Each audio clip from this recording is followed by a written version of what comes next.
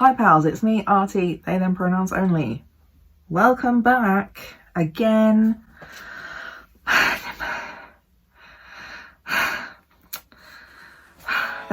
This is a symptom of what I'm about to talk about today.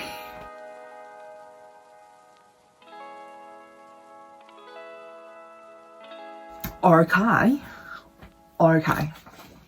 Or no. Today I want to talk about POTS syndrome. POTS, I don't know. Apparently there's two meanings to POTS, but the one that I know of and see used most often is Postural Orthostatic Tachycardia syndrome. And that's the most common name I've seen for it, but apparently there is another name for it that I have been seeing. I don't care enough to mention it. Sorry, not sorry, but it's still POTS. So I finally have gotten round to, it was an orb. Ghosts. I've finally gotten round to beginning the process of referral for POTS diagnosis. So I wanted to kind of talk about the history I've had with POTS, the changes I've seen in the years, about the symptoms that I deal with. Some of them are less known about, and also like how the symptoms fit around my other diagnoses as well. But yeah, so my history with it has been quite long. I think I've probably had it at least since sometime in my teenage years, because I've definitely had like the very stereotypical or like very common symptom of like dizziness when standing. I used to have quite a low blood pressure. I've noticed blood pooling in my legs for like years and years and years. I just had no idea what it was. I've like always been a very thirsty person, and this is a particular symptom I did not realise was linked to POTS. So that was one of the main symptoms that I did not discover its origins of until literally the last 3 or so months. I've had close shaves with passing out. I've never actually passed out, but I've definitely had some really, really close experiences. One I remember, I think, was summer 2017. I was at a festival. It was incredibly muggy. Access to water and food was not great. And I just started to feel really weird. We were in line to get water, and then I had to sit down. When I have those kinds of POTS attacks, like it's a full body experience. Like my heart rate will go up. I'll hear it in my ears. I'll hear my blood flow in my ears. I'll feel dizzy. I'll get like tunnel vision. Did I say dizzy? I've already forgotten. Like full body sweats, nausea, thinking like I might be sick, / also feeling like I need to poo like right now. So like those bigger POTS attacks for me are genuinely a full system failure. It's my body saying no, time out. Had enough of it. And then like temperature intolerance. Generally, I find it very difficult to feel comfortable in temperature. Just in temperature. Yeah, I have a history with disordered eating that I thought a lot of these symptoms were just me starving myself, which it could have been a mix in there / could have been making it worse for sure. So yes, I think my symptoms started maybe in my mid-teen years. It was something I just kind of gotten used to dealing with all the time. This was also long before I really knew about or understood any of my physical health conditions as well. The only reasons I would be in the GP's office was for mental health and birth control, I think. That was it. I haven't had too severe of POTS symptoms or attacks for the last few years until more recently. And I think that's because a lot of those 4 years have been me being mostly house / bedbound. So very sedentary, very horizontal, which I have definitely found is my optimum position, is just laying flat. I also have read up on what some of my medications I'm on can do. So I think steroids as well have also helped the POTS symptoms because of water retention, and I have noticed them getting worse again as I have been trying to get out more, I guess, in the last few months, which is why I made that decision to start the diagnosis process. And then also I started wearing a Fitbit, which has shown me the actual numbers of my heart rate 24/7, whereas before, anytime my heart rate has been checked is usually like in situations where I have previous trauma related to GP surgeries, hospitals, you know, things like that. So we thought, and that again could still be a possibility or an element making it worse, that a lot of the tachycardia was related to anxiety / PTSD. But now I have statistics of my heart rate all round in all kinds of physical activity and no activity. My resting heart rate is mainly at 85, which is quite high, and that's when I'm asleep. Sometimes it dips lower, sometimes into the 70s, but like for the most part it's about 85. And then sitting upright is anywhere between 90 and 110, and then like walking around is anywhere from 100 to 135. I had my phlebotomist put one of those things on your finger to test my heart rate when I had my last blood test. My heart rate was roughly at 135, and then apparently right now mine is roughly 95. And then like, yeah, it's very easy for me to get into some kind of like cardio exercising like heart rate mode. I can easily get up to 125 or higher from a light walk / using the exercise bike a little bit, you know, like it's not difficult for me to get a raised heart rate from moving. One of the things as well I noticed that made me think I should probably get it looked into more and get support for it is that I struggle to stand long periods of time. So that's another thing, is like an intolerance to standing basically, but also it's worse in the shower, because if you have a hot shower, hot water can make your heart rate go up anyway, and with the temperature intolerance that comes with POTS, like it's 3 in 1 fucking moment. So I have a shower chair and I've been using that for years now. I think pretty much since I came home. It has been really helpful for not completely burning out after a shower, and not fucking nearly passing out. I've had some embarrassing moments of nearly passing out in the shower and people needing to come and help me. But yeah, if I wear my Fitbit in the shower, the effort it takes me to wash myself makes my Fitbit think I am either going for a swim or going for a jog. Like, that's how high my heart rate goes from just washing myself whilst I am seated in the shower. So that was one of my more recent things, being like, oh, okay, I should probably do something about that. That's probably not great, you know. When I started looking into as well POTS and who to go to and all that sort of thing, I was looking at what kind of tests they usually do before sending you for a referral, and I have basically already done them all.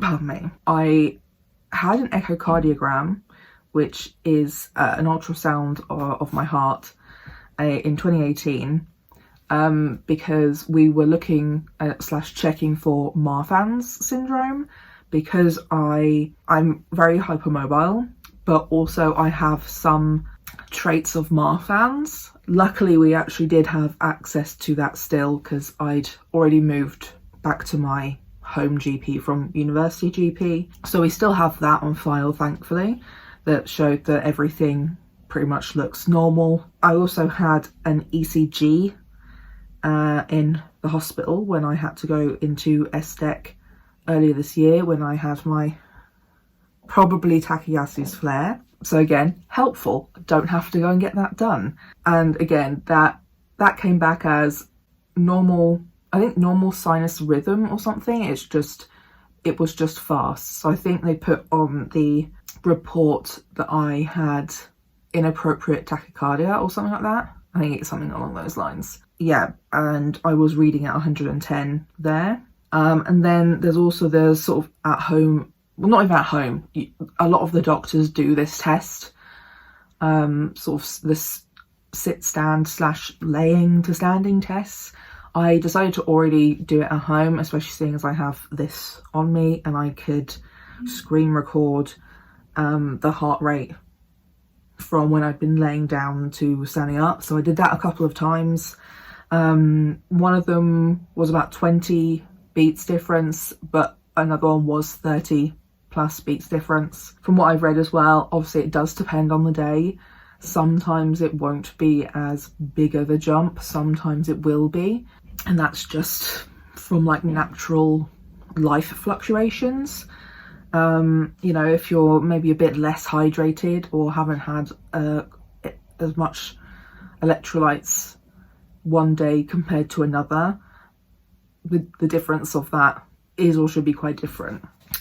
So as well, there's a very long, there's loads and loads of symptoms that would have helped me maybe pursue this diagnosis sooner. I'm only really pursuing it now as well because I feel like my back hurts. I hate being hypermobile. It hurts to live in my body. Yeah, I'm pursuing it now because other things are relatively stable right now. Knock on wood. And I also know that the wait lists for everything, especially on the NHS right now, are insane. Or as my GP said about the autism diagnoses waitlist, it is pretty epic. Which I like. I should use that more. It's not ableist, so. But yeah, so I'm going to read off the symptoms that I experience and wish I'd known about so I could have dealt with this sooner. But then maybe not, because maybe they wouldn't have given me ADHD meds, but more on that later. So obviously high heart rate, fatigue, because it's tiring having a racing heartbeat all the time. And again, thirsty / hard to hydrate. Like the amount of times over the years where I have had loads and loads of water to prepare for blood tests or cannulation, and they're like, have you had enough to drink? I'm like, my fucking dude, I've had 1 litre of water and it is not even noon. And also I read not long ago that if you do drink too much, just like plain water, you're probably flushing out electrolytes in your system, which is dehydrating you. I don't know how to explain to you how mentally ill I was after hearing that or reading that. I was so pissed because I've been drinking loads and loads of water for years. I've been thirsty as fuck for years. I've had my diabetes test done a bunch because like that's the only condition anyone associates constant unquenchable thirst with, is the diabetes one. And because I'm a fatty, and now I'm on steroids. Of course it's diabetes, except it's not, bitch. And like I said in one of my recent videos, I had that tested this year as well, and we are good. We are good. It's the parts. Excruciatingly mentally ill when I found that out. Raging. Before I started steroids and was stuck on them for long term, I used to have like a very low blood pressure. I don't remember really what it used to be because again, this was really before I got like so sick that I needed to actually monitor a bunch of these things all the time. But I just remember it always kind of being commented on that it was like quite low, but like not worryingly low. It was usually like just the lower side of good. Whereas now, because I've been on steroids for 2.5 years, when I was nearly off them earlier in 2022, so my blood pressure had come back down, but then having to go back up on them, it has gone back up again, so, which will probably prevent me from trialing other medications until I'm off the steroids / low, and we see what my blood pressure is doing. Heart rate raising on standing with dizziness / eyesight disturbances. It's like I called it, for me it's like tunnel vision. And I also have, like I said, I can hear blood flow in my ears when that happens as well. I've had the blood pooling, standing intolerance. That's like my main mobility issue / accessibility need, is to have somewhere to sit and for the chair to have a back to it. So like those have always been sort of my two main accessibility needs outside of the house. Now I have more of an understanding why. Also, it's definitely important that if you are hypermobile / have a diagnosis of hypermobile spectrum disorder / hypermobile EDS or EDS generally, that if you are showing POTS symptoms, to be like officially checked for it, because they are such common comorbid conditions.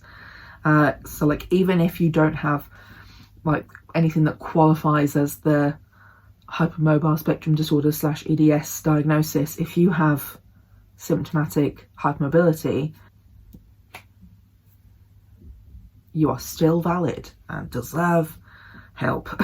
Temperature intolerance, to go more into detail on that one, I think I have a clip of this actually where I talked about it a bit more, because for me personally a lot of my symptoms are brought on by cold or like extreme changes in temperature, and I seem to feel it a lot less in summer, so it's a lot easier for me to go from warm outside into a cold inside rather than cold outside into warm inside. Because as well, I'm also, like when it's winter, I'm obviously wearing more clothes and then enter this really warm building. I can't just take off all my clothes. That's a lot of work when you're chronically ill and you have to put them back on, or you have to carry them everywhere. And I have sore arms because tachycardias. I think I talked about it in my 30 days of like movement in the summer, and why it's easier for me personally to go about during the summer versus in the winter, which is ironic because actually for a lot of people with POTS it's the opposite. I've always been sensitive to temperature. Like in the evenings when the heating comes on at home, I get really flushed face, but I also have like a really overactive response to heat by this is something I've also now just realised, is like full body sweating, like not just being sweaty generally, but like full body sweating. Like it's not just my armpits and my hands and feet, you know, like normal people. When I sweat, it's basically my entire body is sweating, and it has gotten to the point recently where I'm sweating so much that I basically become drenched in what I'm wearing. But also this is why I don't like fucking exercising, because I don't even need to really exercise for me to sweat that much. It's just like a small amount of exertion, which is also something I found out during my research of POTS is very common. I fucking hate my life. Most comfortable laying flat. Like I have been saying this for years, is that the only way for me to feel truly rested is to have been laying down, and also in the dark, but I think that's part an autism thing, but also apparently POTS too. So, you know, my heart rate is at its lowest when I'm laying down. Of course, that's going to be the best way for me to rest. But you know, that's why I also really struggle with sitting up all day. Why I can't just do like a normal desk job, and why I do a lot of work from my bed, and why in the evenings I recline the chair, because like it's just more comfortable. because it helps minimize the POTS symptoms I'm having. Do you see why I'm so mad? It explains so many things. I've just not been able to really explain with reasoning. And like, whilst I personally didn't need to explain the reasons, there are certain people, particularly doctors and the DWP for benefits, who will poke holes in literally everything and just call you lazy. And then you're like, well, here we go, diagnosis. And they're like, oh, okay then, if you say so. Then we've had chest pains, and like, this is a big one with my tachycardias. I thought all of my chest pains were tachycardias, and actually I think a lot of the more milder ones are POTS. Fuck me up, right? Also, pallor, I have no idea how to pronounce this word, but looking pale as fuck. Stop coming for me. Like, I thought as well that I was particularly pale now as an adult since my teen years as well, because of my lifestyle choices / my lifestyle, as well as medications I'm on. I mean, that could also be part of it, but maybe I'm also just pale as fuck because I have POTS. Like, fucking annoying. Breathless, again, that's another thing that I have always had to be like terrified of, because blood clots, woo! But actually could just be POTS. Love that for me. Exercise intolerance. I do get very worn out very quickly, which is why my preferred exercise, along with ADHD being part of the problem, is like just having an amble around town. Just having an amble, chatting with a friend or with somebody, getting my chores done, you know, just ambling around town. Just a slow walk, except I'm gay, so it's not that slow, but you know, headaches and migraines. If you've been here for a while now, you know I have problems with headaches and migraines. Although I think the majority of mine are linked to tension related things to do with my posture, so the autism and the hypermobility syndrome, and most of that is managed by my chiropractor. Again, we ain't shitting on the chiropractors here today. They have helped me a lot, thank you very much. Sometimes I just get a headache from just being upright for too long. I hate how much that makes sense, you know? I hate it. They also put brain fog on there, so I'm also going to say cognitive dysfunction, because that's kind of the medical term for it. We love to throw brain fog out there. Cognitive dysfunction. And I know I have many things that can be affecting my cognitive dysfunction, including just cognitive neuro differences. But you know, seeing as it's one I do experience, I thought I would throw it in there. Sleep abnormalities. This one's a vague one, but like, yeah, babes. And then here we go. Hypersensitivity to light, sound, people touching your skin or things touching your skin, which is where I say autism, but also POTS. Fuck me up, mate. Apparently as well, difficulty swallowing. I am mentally ill. I have been having struggles with swallowing in my sleep, but also whilst I'm awake. And it's not even swallowing anything, it's just my saliva. And I've had a few possibilities for what that might be. Crohn's, hypermobility, now POTS. Dry skin as well. I thought that was also just my underactive thyroid, but apparently it can POTS too. Fucking, I am so pissed. I also have really sore eyes at the moment, and I'm wondering if I have like dry eye, which is also linked to POTS. And then of course shakiness, which usually comes with the POTS episodes, so we love that for me. I went to my GP, basically gave him my little list, explained some of the things that I've explained here, And also just been like, you know, read in your own time so we can save your time now. To be honest, I don't need to talk through it all when you're going to write it all up later. And he was like, okay, you've done pretty much all the tests that I would be doing, so I have nothing to do really. He did put the thing on my finger to check anyway. He did try to feel my pulse in both my arms, which he can feel, but they're a little bit difficult. So and I also got to tell him that I now get a blood pressure reading in my tachycardia arm, so he knows. And he asked me if that was a steroid. I was like, no, I think it's just me having an exercise aid. My arm in the last 2.5 years enough, apparently, to encourage the collaterals / capillaries. Yeah, so he is referring me to cardiology, who will be probably end up referring me into London for diagnostic testing, hopefully if I get a good cardiologist.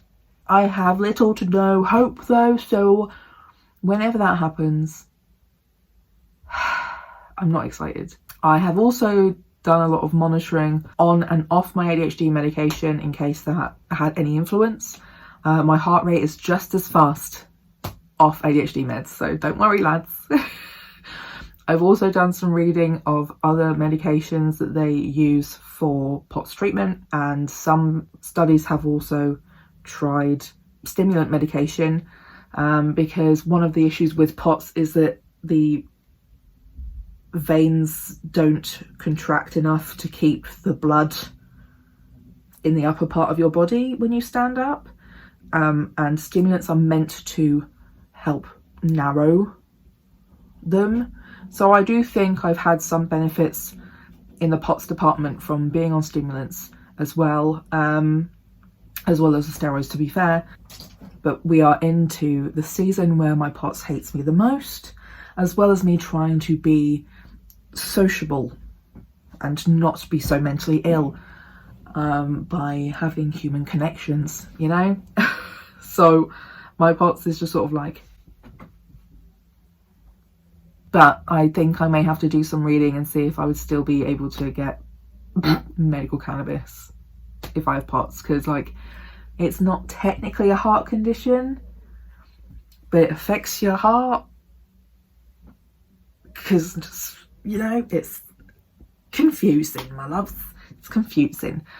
But that's what I have for you today. I thought giving you a lot of this would be helpful to other people, making it make sense. Obviously there's other things I haven't talked about. There's a bunch of other symptoms too, especially to do with like gastro stuff, which I feel like I shouldn't even bother mentioning because I have Crohn's. So of course I've got gut problems, my love. But yeah, I hope this is a helpful introduction to what you could be looking at when it comes to POTS, and how you can put some of these symptoms in a list to provide to your GP. I have a lot of privilege with my GP. He listens to what I say and just goes, yeah, okay. We love this man. We love this man in my house. You know, at least I can trust this man to not make me feel more mentally ill than I already do, you know. But yeah, leave a like, any comments down below. I will try to put my sources in the description as usual. If you would like access to my master doc of medical resources, donate to my coffee and let me know how you would like me to send you the link. Any amount, it's cool. I just want to allow people to access everything I do research on, if they would like, in one document, whilst also providing me a thank you, you know. Subscribe if you want to see more of me and more of my POTS journey too, because this is not going to be the only part of it. I know, but that's all I have today. So I'm gonna go lay down. All right, so I'll see you next week. Bye.